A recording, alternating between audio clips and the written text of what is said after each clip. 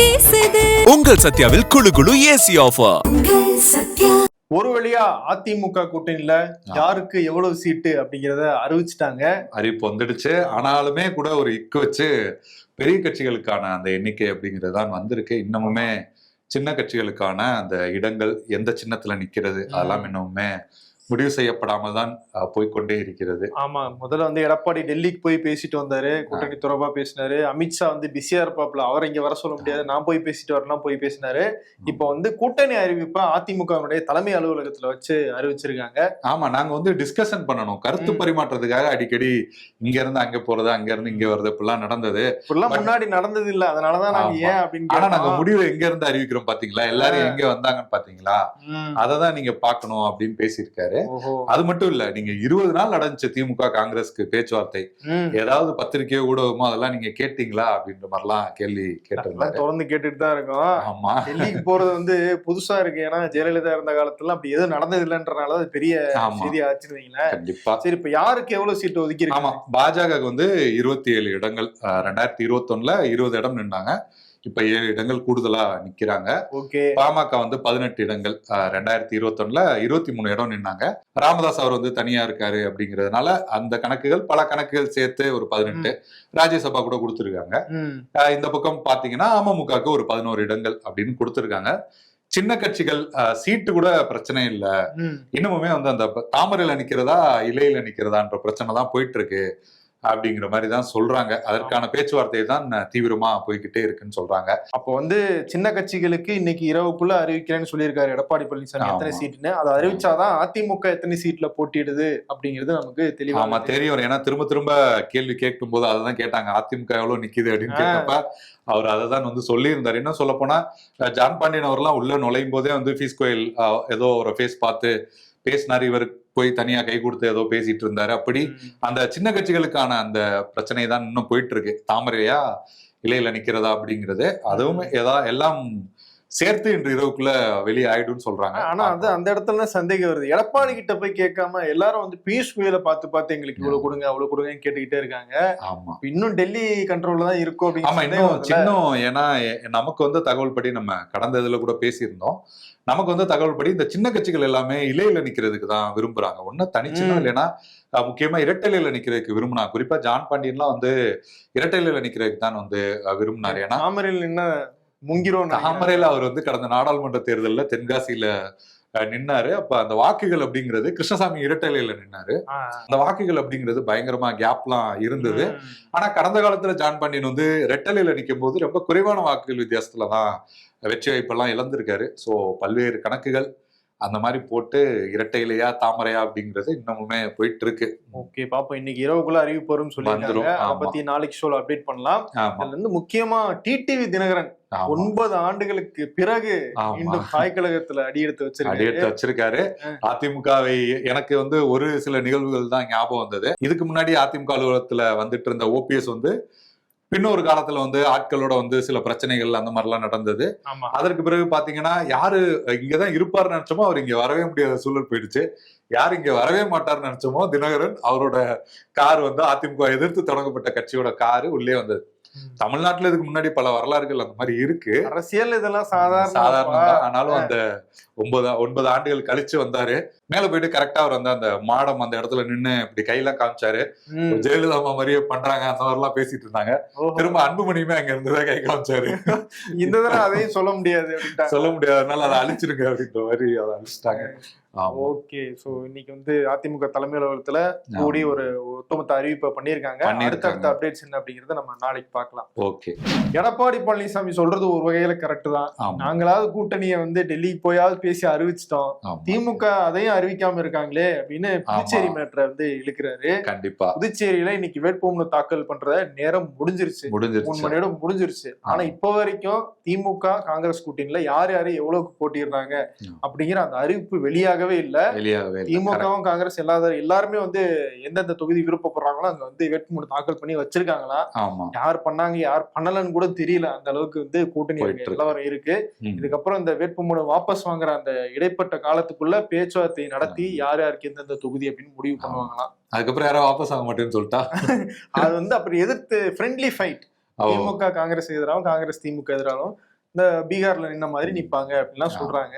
Okay, முன்னாடி உள்ளாட்சி தேர்தல் தான் அந்த மாதிரி எல்லாம் நடந்துட்டு இருக்கும். ஆமா, புதுச்சேரி வரலாற்றுல, ஆமா தமிழ்நாட்டு வரலாற்றுல கூட சொல்லலாம் எல்லாம் காட்சியை நம்ம பார்த்தது கிடையாது. இன்னொரு பக்கம் காங்கிரசினுடைய முன்னாள் முதலமைச்சர் நாராயணசாமி, அவருக்கு போட்டியிட காங்கிரஸ் இந்த முறை வாய்ப்பு மறுத்திருக்கு. அட்லீஸ்ட் நான் வேட்புமனுவா தாக்கல் பண்ணிக்கிறேன் அப்படின்னு கேட்டதுக்கு ஏ ஃபார்ம் பி ஃபார்ம் கூட வந்து கட்சி கொடுக்கலையா. ஸோ வந்து அவருக்கு இந்த தடவை சீட்டு கொடுக்கல அப்படிங்கிற அதிருப்தியில அவருடைய தொண்டர்கள் எல்லாம் கட்சி தலைவருடைய வீட்டுக்கு போய் முற்றுகையிட்டு போராட்டம் பண்ணிருக்காங்க. ஒரே முற்றுகை போராட்டங்களா தான் இருக்கு. நேத்து நம்ம பார்த்தோம்னா அவரு சாய் சரவணகுமாரா, அவருக்கு வந்து சீட்டு கொடுக்கலன்னு சொல்லி நமச்சிவாயம் அவருக்கு எதிராக கோஷத்தை பார்த்தோம். ஆமா, பாஜக இருந்து வெளியேறினாப்ல. ஆனா அவர் போய் உடனடியா தாவேக்கால சேர்ந்து கிடைச்சிருச்சு. ஆமா, ஓவர் நைட்ல அவருக்கு வந்து சீட்டு கொடுத்துட்டாங்க. இப்ப தாவேக்க சார்பில் அவர் போட்டியிடுறாரு. தாவேக்காவோட வேட்பாளர் பட்டியலுமே வந்து இருந்தது. அதை பார்த்தோம்னா இது டக்குன்னு வந்து தேசிய ஜனநாயக கூட்டணியோட பட்டியலா அப்படிங்கிற மாதிரி இருந்தது. ஏன்னா எடுத்தோன்னு பார்த்தா சாமிநாதன் முன்னாள் பாஜக தலைவர், அடுத்து காரைக்கால் பார்த்தோன்னா அசானா அவர் அதிமுகவோட எம்எல்ஏ அப்படின்னு சொல்லி அதுல நிறைய பேர் பாத்தீங்கன்னா அதிமுக பாஜக ஆட்களா இருந்தாங்க. ஓகே அப்படிங்கிற மாதிரிதான் இருந்தது. ஓகே, சொல்லுவாங்களே அந்த மாதிரி இருந்துச்சு. தாவேக்கால இருக்க பிஜேபி அதிமுக இருக்க எல்லாருமே வந்து அங்க போய் சேர்ந்துகிட்டு இருக்காங்க அப்படிங்கிறது. இல்ல, இன்னொரு ஒரு விஷயம் அதுல என்ன கொஸ்டினா வருதுன்னா, தமிழ்நாட்டை போல புதுச்சேரியிலுமே வந்து தாவேக்காக்கு நல்ல கட்டமைப்பு எல்லாம் இருக்கு. எம்ஜிஆர் பாணியில ஃபர்ஸ்ட் புதுச்சேரியில தான் ஆட்சி எல்லாம் பிடிச்சிருவாரு அப்படின்லாம் சொன்னாங்க. ஆனா அந்த 30 வேட்பாளர்லயே ஏறக்குறைய பாதிக்கு பாதி முன்னாள் அதிமுக, முன்னாள் பாஜக, திடீர் தாவேக்கா அந்த மாதிரிதான் இருக்காங்க. புதுச்சேரிக்கு அந்த நிலைமைனா தமிழ்நாட்டுல என்ன நிலைமை தெரியல. தமிழ்நாட்டோட நிலைமையும் கொஞ்சம் கஷ்டம் தான். ஏன்னா தொகுதிகள் வந்து அதிகமா இருக்கு. ஆமா, இதுல வந்து நேயம் மக்கள் கழகம் அப்படின்னு ஒரு கட்சியோட கூட்டணியை வேற அறிவிச்சிருக்காரு விஜய். ஆமா, அது எப்படி போடுறாங்கன்னா முதன்முறையாக தாவேகாவுடன் ஒரு கட்சி கூட்டணி அப்படிங்கிற மாதிரி போடுறாங்க. ஆட்சியில பங்கு கொடுப்பாரோ? ஆமா, நேரு அவருமே வந்து முன்னாள் அமைச்சர் தான், என்ஆர் காங்கிரஸ்ல இருந்தவர். அவரோட அமைச்சர் பொறுப்பு பறிக்கப்பட்டதால அவர் வந்து தனியா கட்சி ஆரம்பிச்சாரு. அப்படி ஆரம்பிக்கப்பட்ட கட்சி இப்போ வந்து தமிழக வெற்றி கழகத்தோட கூட்டணி வச்சிருக்காங்க. ஃபர்ஸ்ட் கட்சி வந்திருக்கு தமிழ்நாடு புதுச்சேரியில சேர்த்து ஒரு கட்சி வந்திருக்கு. ஆமா, ஏன்னா தமிழ்நாட்டுல எல்லாம் வந்து யாராவது ஒருத்தவங்களோட அமைச்சரவை பறிக்கப்பட்டாலோ இல்ல ஒரு கட்சியில இருந்து ஓரங்கட்டப்பட்டாலோ இன்னொரு கட்சியில சேருவாங்க. ஆனா பாண்டிச்சேரியில இன்னொரு கட்சி ஆரம்பிச்சிருவாங்க. அதுதான். ஆமா, இதுக்கு கட்சியில சேர்ந்து அந்த கட்சியில டெவலப் பண்றதுக்கு ஒரு தொகுதி தான் நானே பாத்துக்கிறேன்ற மாதிரி ஸ்டார்ட் பண்ணி போயிடுவாங்க. ஓகே, இது வந்து புதுச்சேரி நிலைமை. தமிழ்நாட்டினுடைய நிலைமை என்ன? இன்னும் விசிகா, சிபிஎம் அவங்களாம் வந்து பேச்சுவார்த்தையை முடிக்கல. எவ்வளவு சீட்டு கேக்குறாங்க, என்ன நிலவரம்? இன்னமுமே வந்து இன்னைக்கு முடிஞ்சிடும், ஈவினிங் முடிஞ்சிடும், நைட்டுக்குள்ள அறிவிப்பு வந்துடும் அப்படிங்கிற மாதிரிதான். கூட்டணி வலுவா இருக்குன்னு சொல்றீங்க, ஆனா கூட்டணி பேச்சுவார்த்தையும் முடியாம இருக்கு. ஆமா, 5 சீட்டுக்கு கூட நாங்க பேசி முடிவு பண்றோம் அப்படின்ற மாதிரி சொன்னாங்க. இந்த நிலைமையில இன்னைக்கு பிரேமலதாவுமே ஒரு ஸ்டேட்மெண்ட் வந்து சொல்லியிருக்காங்க. கூட்டணியில எல்லாருக்குமே சீட்டு அப்படிங்கிறது குறையும் போது கூட்டணியோட வெற்றிக்காக எல்லாருமே நாங்களும் கூட விட்டு கொடுக்கறதுக்கு வந்து தயாரா தான் இருக்கோம் அப்படிங்கிற மாதிரி என்ன முன்னாடியே பேசி வச்சுட்டீங்க. ஆமா, அந்த மாதிரியான ஒரு ஸ்டேட்மெண்ட்டையுமே அவங்க வந்து கொடுத்துருக்காங்க. அப்ப இன்னைக்கு அறிவிப்பு வருமா? இன்னைக்கு இல்ல, அப்படிதான் நம்ம டெய்லி சொல்லிக்கிட்டு இருக்கோம். அறிவிப்பு வந்ததுக்கு அப்புறம் இனிமே சொல்லிக்கலாம். ஓகே, ஏன்னா இன்னைக்கு வந்துடும், இப்ப பேச்சுவார்த்தை நடந்துட்டு இருக்கு அப்படிங்கிற மாதிரி சொன்னாலுமே அதை இழுத்து கொண்டேதான் போகிறது. சாத்தான்குளம் தந்தை மகன் ஜெயராஜ் பினிக்ஸ் அவங்க லாக்அப்ல அடித்து கொல்லப்பட்டு 5 ஆண்டுகள் ஆயிருச்சு. இன்னைக்கு சிபிஐனுடைய வழக்குல தீர்ப்பு வெளியாகி இருக்கு. அதுல காவல்துறை குற்றம் பண்ணியிருக்காங்க, அடிச்சுதான் கொண்டிருக்காங்க. அவங்க வந்து உடல்நல குறைவால 2 பேரும் உயிரிழக்கல அப்படின்னு காவல்துறையினுடைய கூற்று பொய் அப்படின்னு வந்து நீதிமன்றம் சொல்லியிருக்காங்க. இந்த சம்பவத்தில் ஈடுபட்ட 9 காவலர்களுமே குற்றவாளிகள் அப்படிங்கிறதும் நீதிமன்றம் வந்து தீர்ப்பு சொல்லியிருக்காங்க. தண்டனை விவரத்தை வந்து ஏப்ரல் 9ஆம் தேதி கொடுக்கிறோம் அப்படின்னு நீதிபதி சொல்லியிருக்காங்க. ஆமா, அதற்கு பிறகும் கூட தமிழ்நாட்டுல வந்து பல சம்பவங்கள் அப்படிங்கிறது அந்த ஆட்சி இந்த ஆட்சி அப்படிங்கிறது இல்லை. பட் வந்து எல்லா காலகட்டத்திலையும் இது போன்ற சம்பவங்கள், விளிம்பு நிலை மக்கள் மீண்டும் மீண்டுமே வந்து பொதுவா கொலை இந்த மாதிரியான விஷயங்கள் நடக்கிறது. காவல்துறை குறிப்பா வந்து லாக்அப் டெத் அப்படிங்கிறது ரொம்பவே ஒரு கொடூரமான விஷயமா தான் போயிட்டு இருக்கு. ஆமா, இந்த வழக்கிலேயாவது இதுல கிடைக்கிற தண்டனையை வச்சாவது இனிமேல் அந்த மாதிரி செய்யக்கூடாது அப்படிங்கிற ஒரு எண்ணத்துக்கு காவல்துறை வரும் அப்படின்னு நம்ம எதிர்பார்க்கலாம். நிச்சயமா. வேலை கையில எடுத்துட்டாரு சீமான். தன்னுடைய தேர்தல் பரப்புரைய திருத்தணியில இருந்து ஆரம்பிச்சிருக்காரு. ஆமா, நான் வேலாயுதம் அப்படின்னு சொல்லியிருக்கேன். வேலாயுதம் விஜய் பட டைட்டில் ஆச்சு. என்னது வேலை வந்து ஆயுதமா எந்திருந்தா வேலாயுதம். மற்ற எதிர்கட்சிகள்லாம் கூட்டணியோட சூலாயுதமா இருக்காங்க, சிங்கிளா வேலாயுதமா இருக்கேன். ரைமிங்கா வருதா இல்லையா? வருது, அவ்வளவுதான் முக்கியம். அவன் ஏன் திருத்தணி சூஸ் பண்றாரு? இல்ல, வழக்கமா வந்து நமக்கு வந்து 2 விதமான தகவல்கள் வந்து சொல்றாங்க. ஒண்ணு வந்து எப்போதுமே திருவள்ளுவரை வந்து வணங்கிட்டு தான் அண்ணன் வந்து எல்லா விஷயங்களையும் தொடங்குவார். ஆனா வந்து இந்த முறை முருகனை வழிபட்டு தொடங்கினால் வந்து எல்லாமே சுபிட்சமாக முடியும் அப்படின்னு சிலரோட அறிவுரையால அவர் வந்து முருகன்ல இருந்து திருத்தணி முருகன் வந்து ஆரம்பிச்சிருக்காரு அப்படிங்கிறத பெரும்பான்மையா சொல்றாங்க. ஆனா வந்து ஒரு சிலர் வந்து இல்ல அவர் எப்போதுமே திருத்தணிக்கு போயிட்டு பிரஸ் மீட் எல்லாம் கொடுத்துட்டு தான் ஆரம்பிப்பாரு அப்படியான தகவல்களும் வருது. ஆனா பாத்தீங்கன்னா கிட்டத்தட்ட உடம்பு ஃபுல்லா மாலை போட்டு இந்த ஊர்ல எல்லாம் அப்படி ஐயனார்லாம் அந்த சாமி எல்லாம் ஆடுவாங்கல்ல அந்த மாதிரி ஒரு தோட்டத்துல தான் படி வேற ஏரிய போய் சாமி தரிசனம் பண்ணிருக்காரு. அப்போ வேலாயுதம் அவருக்கு இந்த தேர்தலில் உதவி பண்ணுதாங்க. முருகன் வந்து எப்படி சப்போர்ட் பண்றாரா என்னங்கிறத பார்ப்போம். ஒரு பக்கம் அன்புமணி ராமதாஸ் அதிமுக அலுவலகத்துல என்டிஏ கூட்டணியோட இருக்காரு, அவங்களுக்கு சீட் எல்லாம் ஒதுக்கிட்டு இருக்காங்க. இன்னொரு பக்கம் அவருடைய தந்தை ராமதாஸ் அவர் வந்து உச்சநீதிமன்றத்துல வந்து வழக்கு தாக்கல் பண்ணியிருக்காரு. எதுக்கு அப்படின்னா அவர் உருவாக்கின அந்த மாம்பழ சின்னத்தை அவரே முடக்கணும் அப்படிங்கிறதுக்காக. பிரச்சனை நாங்க தான் பாமக அப்படின்னு இவரும் சொல்றாரு, நாங்க தான் பாமக அன்புமணி ராமதாஸ் சொல்றாரு. இப்படிப்பட்ட பிரச்சனை வரும்போது பொதுவா சின்னத்தை முடக்கிறது தாங்க வழக்கம் சொல்லி உச்சநீதிமன்றத்துக்கு வந்து அறிவுரை சொல்லியிருக்காரு ஐயா ராமதாஸ். அப்ப வந்து உச்சநீதிமன்றம் என்ன கேட்டிருக்காங்கன்னா, உங்களுடைய 2 பேர் சண்டையில, தந்தை மகன் சண்டையில மாம்பழம் நசுங்கி ஜூஸ் மாசாவா ஆக்கிறாதீங்க, மாங்காய் மாசா ஆக்கிறாங்கன்னு இருக்காரு அப்படின்ற மாதிரிதான் சொல்லியிருக்காங்க. இன்னொன்னு என்னன்னா, நீங்க வந்து அது சிவில் நீதிமன்றத்துலதான் போயிட்டு இந்த மாதிரியான விஷயங்களை பார்த்துக்கணும் அப்படிங்கறது சொல்லியிருக்காங்க. ஏன்னா பொதுவாகவே இந்தியா முழுவதுமே கட்சி சார்ந்த பிரச்சனைகள் அப்படிங்கிறது நீதிமன்றத்தால ஒருபோதுமே அதை வந்து தீர்க்கவும் முடியாது. எலெக்ஷன் கமிஷன்லயுமே பாத்தீங்கன்னா நம்ம கொடுக்குற விஷயங்களை வச்சுதான் அவங்க ஒரு முடிவு எடுப்பாங்க. ஸோ பெருவாரியான நிர்வாகிகள், பெருவாரியான பொதுக்குழு செயற்குழு எல்லாமே அன்புமணி அவர்கிட்ட தான் இருக்கு. இன்னொன்னு அவர் தேசிய ஜனநாயக கூட்டணியில இருக்காருன்றதே நம்ம இங்க பதிவு பண்ணிதான் ஆகணும். சோ அப்படி இருக்கும் பட்சத்துல அவருக்கு தான் சின்னம் வந்து போயிருக்கு. ஆமா, இன்னைக்கு நீங்க கூட்டணி பத்தி சொன்னீங்க, அங்கேயுமே சில பத்திரிகையாளர்கள் வந்து கேள்வி கேட்டாங்க. 2021 தேர்தல்ல நீங்க வந்து 23 நின்னீங்க, பாஜக 20 தான் நின்னாங்க. இப்ப நீங்க வந்து 18 நிக்கிறீங்க, பாஜக 27 நிக்கிறாங்களேன்னு. அவர் வந்து நீங்க ஏன் தேவையில்லாம கோர்த்து விடுறீங்க அப்படின்ற மாதிரி ஒரு மாதிரி சிரிச்சு அதை வந்து சொல்லாம கிளம்பிட்டாரு. ஆமா, அப்படி பக்கத்துல நயனா நாகேந்திரன் வேற இருந்தாரு. அவரை பார்த்து ஒரு மாதிரி சிரிச்சு அந்த சூழலை வந்து கடந்து போயிட்டாரு. ஐயா வெல்கம் டு பெரம்பலூர். வணக்கம் புண்ணியம். வணக்கம். ஓகே, நம்ம ஒரு 1000 பேருக்கு எடுத்திருப்பீங்க போல தெரியுது. ஆமா, பெட்டிக்குள்ள வேற என்ன இருக்கு? பெட்டிக்குள்ள இருக்கு, இதுல இருக்கு. ஆமா. ஓகே, நம்ம லாஸ்டா சிதம்பரத்துல மீட் பண்ணோம். ஆமா. அப்புறம் என்னன்னா சிதம்பரத்துல மீட் பண்ணோம், அதுக்கு பிறகு மயிலாடுதுறை போனோம், அப்படியே திருவாரூர், நாகப்பட்டினம், தஞ்சாவூர், அரியலூர், பெரம்பலூர்ல வந்து இருக்கோம். ஒரு 5 மாவட்டத்துக்கு போயிட்டு வந்துருக்கீங்க. எக்கச்சக்கமான பிரச்சனைகள் எல்லாரையும் சந்திச்சிருக்கோம். போற இடங்கள்லாம் இம்பர்ஃபெக்ட் ஷோ வாசகர்கள் வந்து தேடி வர்றாங்க, ஓடி காரணம் எடுத்துங்க அப்படின்றாங்க, போன் பண்றாங்களா, சிபிஎங்கன்னு கேக்குறாங்க. என்ன பண்றதுன்னு தெரியல. டீம் எல்லாருக்குமே பிடிக்கும் தான். ஓகே, மகிழ்ச்சி. இப்ப இன்னைக்கு நம்ம என்ன பண்ண போறோம்? இப்ப நம்ம என்ன பெரம்பலூர் சட்டமன்ற தொகுதியை வந்து பார்க்க போறோம். பெரம்பலூர்ல இருக்கக்கூடிய குன்னம், பெரம்பலூர் 2 சட்டமன்ற தொகுதியும் போய் பார்க்கணும். அப்புறம் முக்கியமான ஒரு இன்ட்ரெஸ்டிங்கான விஷயம் இருக்கு பெரம்பலூர்ல. கல்மரம் இருக்கு. காலங்காலத்துல கல்லை பத்தி பேசிட்டு இருக்கே, அதுக்கு அந்த கல் இல்ல, இது வேற கல். வாங்க அதை போய் பார்த்துட்டு தொகுதியிலேயே என்ன கலன் நிலவரம்னு பாத்திரலாம். ஓகே, பாத்துருவோம். Welcome to imperfect show on road Vikatan election express 2026 powered by the Chennai Silks, associate sponsor பூமர் தோட்டி சன்செட்ஸ். ஆமா, வணக்கம் ப்ரோ. வணக்கம். இப்போ சொன்ன மாதிரி ஹோட்டல்ல இருந்து கிளம்பி வந்துட்டோம்.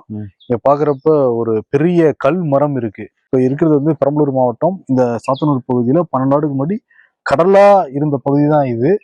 இப்ப 12 ஆண்டுகளுக்கு முன்னாடி இருந்த இந்த பூமியில இருந்த ஒரு பெரிய மரம் தான் இப்ப கல்லா மாதிரி அந்த காட்சியில தான் நீங்க வந்து பாத்துக்கிட்டு இருக்கீங்க. இந்த பகுதியில இருந்து அடித்து வரப்பட்டு இங்க செட்டில் ஆயிருக்கு வந்து. ஆமா, இதை தொட்டாலே 12 கோடி ஆண்டுகளுக்கு முன்னாடி இருந்த ஒரு மரம் வந்து பாத்தீங்கன்னா பாறை மாதிரி மாறி இருக்கு இல்ல? ஆமா, பாறை மாதிரி மாறி இருக்கு. அவ்வளவு வந்து கிட்டத்தட்ட தொட்டு போகிறப்ப எனக்கு கல்லோட ஃபீலிங் தான் வருது. எனக்கு கல்லா மாறிடுச்சு ப்ரோ, கல்லாவே மாறிடுச்சு. ஆமா, ஓகே. மரம் அப்படிங்கிறதுக்கு வந்து சான்றா அதோட வடிவமைப்பு தான் இப்போதைக்கு, இதோட உருவம் தான். அந்த பக்கம் கிளைகள்லாம் இருந்திருக்கு, அதெல்லாம் வந்து 93ல இருந்து வெட்டி எடுத்துட்டு போயிட்டாங்க. அப்போலாம் அந்த அளவுக்கு ப்ரொடெக்ஷன் இல்லை, இப்போதான் நிறைய பாதுகாப்பெல்லாம் போட்டிருக்காங்க. ஒரு வரலாற்று சிறப்பு மிக்க ஒரு இடத்துல நம்ம நின்றுட்டு இருக்கோம். இப்ப இந்த மாவட்டத்தை பொறுத்த வரைக்கும் பெரம்பலூர், குன்னம் ஆமா 2 தொகுதியுமே இருக்கு. 2 தொகுதியிலுமே வந்து திமுக தான் இப்ப இருக்காங்க, சிட்டிங் எம்எல்ஏவா இருக்காங்க. இப்ப குன்னம் தொகுதியில பார்த்தோம்னா சொன்ன மாதிரி மினிஸ்டர் சிவசங்கரன், போக்குவரத்துறை அமைச்சர் இருக்காரு அவரு. பெரம்பலூர் தொகுதியை பொறுத்த வரைக்கும் பிரபாகரன் இருக்காரு. ஆமா, மக்கள்கிட்ட இதெல்லாம் பார்த்துட்டு மக்கள்கிட்ட கருத்துக்கள் கேட்போம். ஓகே, இந்த முறை 2026 யாருக்கானதா இருக்கு பெரம்பலூர் மாவட்டம்? யார் ஆதரிக்கிறாங்க? என்ன மனநிலையில் இருக்காங்க? பாத்துருவோம்.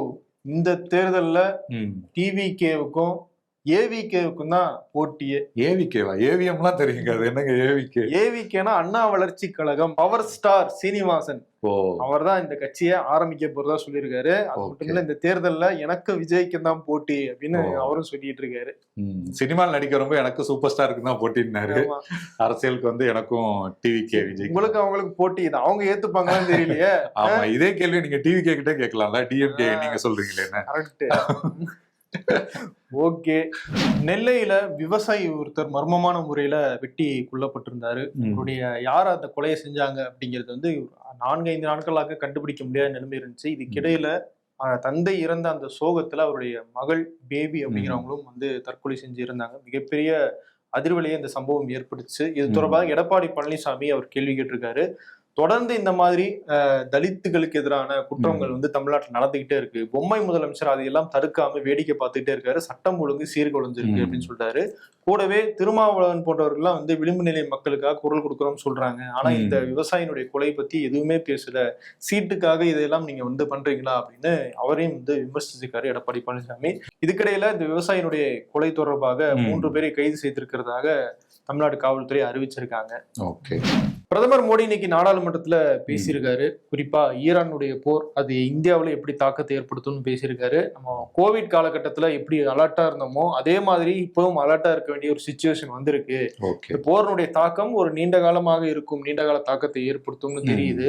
பயப்பட வேணாம், 56 லட்சம் டன் அளவிலான கச்சா எண்ணெய் நம்ம கிட்ட இருக்கு, அது போக உணவு தானியங்களும் நிறைய இருக்கு, அதனால பிரச்சனை எதுவும் இல்லை. இருந்தாலும் நம்ம கவனமாக இருக்கணும், கள்ளச்சந்தையில பதுக்கி வைக்கிறது இதெல்லாம் அனுமதிக்க முடியாது அப்படின்னு பிரதமர் மோடி பேசியிருக்காரு. ஏன்னா இப்பவே வந்து சில இடத்துல உணவகங்கள், டீ கடையெல்லாம் வந்து மூடிட்டாங்க. ஆமா, கேஸ் பற்றாக்குறை இருக்கு. கப்பல்கள் வந்தாலும் அங்க போர் தீவிரமாகுது அப்படின்னும் போது அதனுடைய தாக்கம் இருக்கும். அதுவே உண்மையான பற்றாக்குறையா இல்ல அவங்க சொல்ற மாதிரி பதுக்கி வைக்கிறது அப்படிங்கிறது நடக்குதான்னு தெரியல. அது தெரியல, அதையும் கவனிக்க வேண்டியதா இருக்கு.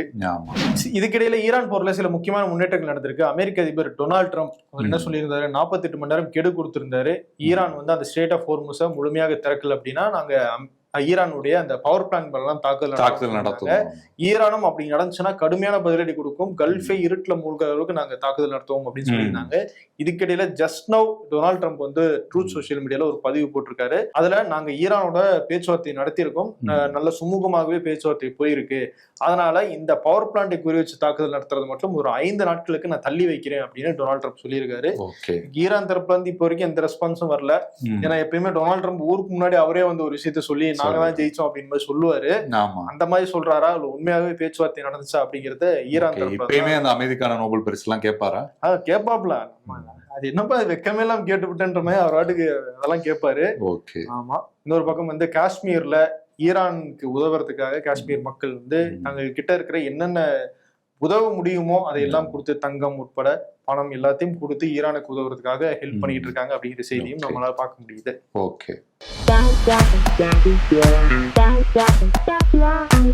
6 years ஆஃப் கொரோனா ஆனிவர்சரி.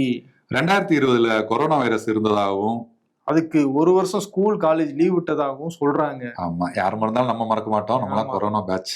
முன்னாடி எல்லாம் 2 பிரியாணியை வெளுத்து கட்டு வேண்டாம், இப்ப எல்லாம் பாதி சாப்பிடவே டயர்ட் ஆகுதுடா, வயசாயிருச்சு.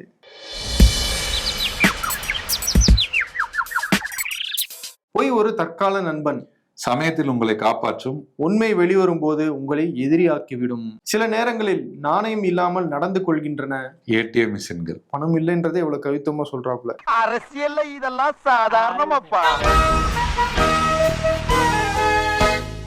இன்னைக்கு விருது யார கொடுக்கலாம்? யாருக்கு சம்பவம்? டுடே சம்பவம் யாரு? டெல்லிக்கு போய்கிட்டு இருந்த எடப்பாடி அதிமுக அலுவலகத்துக்கே வந்து டெல்லியில வர வச்சு கூட்டணி தொடர்பான சீட்டு தொடர்பான அறிவிப்பு செஞ்சிருக்காரு. சோ அதனால அவருக்கு அவார்டு கொடுத்துருவோமா? ஓகே, ஏன்னா அவர் கூட்டணி கட்சிகளை வந்து பாருங்க, எல்லாரும் வந்திருக்காங்க. தினகரன் வந்திருக்காரு, அன்புமணி வந்திருக்காரு, நயனா நாகேந்திரன் வந்திருக்காரு, உறவினர்கள் எல்லாம் அப்படின்னு அதை வந்து ரிஜிஸ்டர் பண்ணிக்கிட்டே இருந்தாரு திரும்ப. சோ கண்டிப்பா அவர் கொடுக்கறதுதான் பொருத்தமா இருக்குன்னு நினைக்கிறேன். எப்படி என் ராஜதந்திரம் பாத்தீங்களா, டெல்லிக்கு இந்த டைம் போகல, டெல்லியவே இங்க வர வச்சிருக்கோம் அப்படின்ற மாதிரி பேசியிருக்காரு. அதனால எப்படி என் ராஜதந்திரம் விருதை கொடுத்துட்டு கிளம்பிடலாம். நன்றி. உங்கள் சத்யாவில் குளு குளு ஏசி ஆஃபர்.